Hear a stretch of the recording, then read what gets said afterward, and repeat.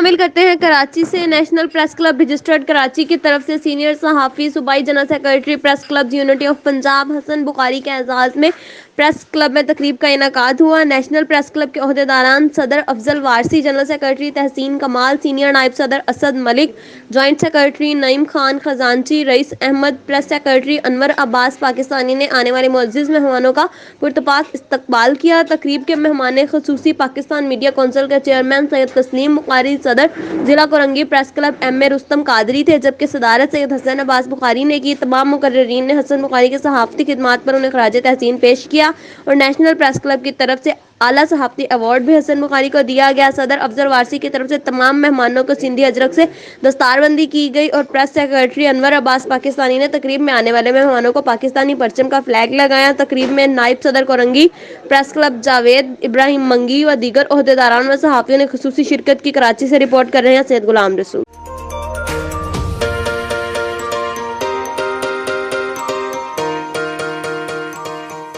سنتیاگو canyon college کا اہم اعلان، پاکستانی طالب علموں کے لیے خوشخبری۔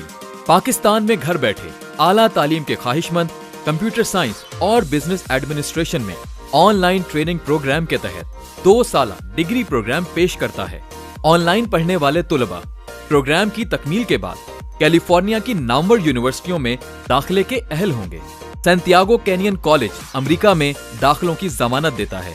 سنتیاگو کینین کالج کا خصوصی پروگرام پاکستان کے لیے، آپ کے خوابوں کی تعمیر، اعلیٰ مستقبل کی تعمیر۔